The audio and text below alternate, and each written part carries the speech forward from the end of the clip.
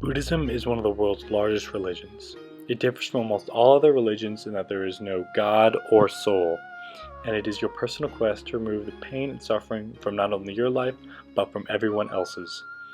Most Westerners believe Buddha is a god, and he is actually just a simple monk who managed to achieve enlightenment through meditation. Buddha's life story is a compelling story that created one of the most peaceful and inner-focused world religions. Buddha was born in the 5th century in northern India, into the Kshatriya class or ruling class in ancient India. His parents, Queen Maya and Sudharnana, were rulers of the Shayaka clan. Buddha is often referred to as Siddhartha, which is Pali for he achieves his aim. It is common Buddhist legend that Buddha was born under a full moon underneath a sal tree, both of which are sacred symbols of Buddhism.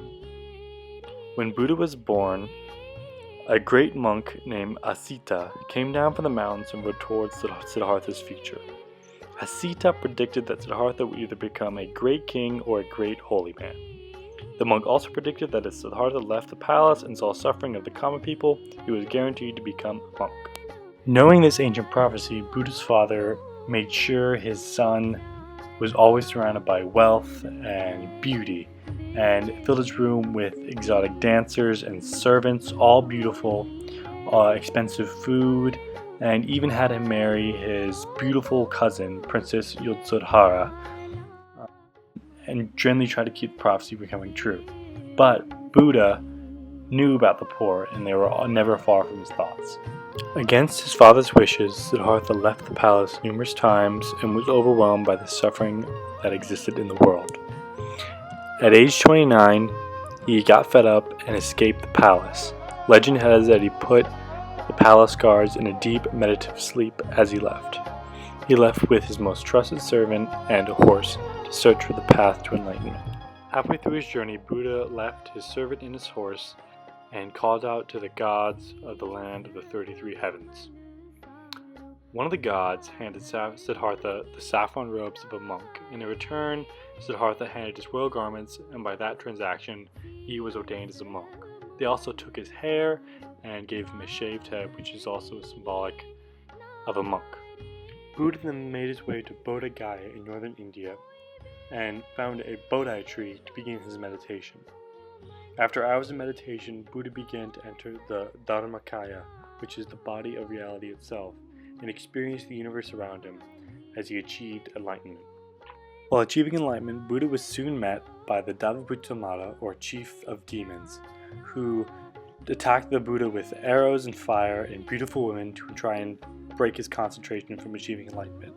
This only made Buddha concentrate deeper, and soon he overcame everything and achieved perfect enlightenment. After Siddhartha had achieved enlightenment, he became the Buddha, and he set the wheel of Dharma in motion for the entire universe. He met with 5 monks who also achieved enlightenment and formed the first commune or Sangha. After achieving enlightenment, Buddha spent the rest of his life wandering around the Gangeya plain, teaching about the path to enlightenment and his life. He soon died, and he left no successor to the religion. And although he claimed the Dharma or the Buddhist doctrine would be the sole successor, as he did not want man to gain power and abuse the religion.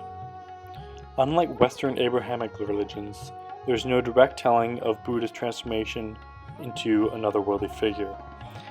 There's simply a collection of myths, local folktales, and historical accounts that make a religious text called the Tripanga.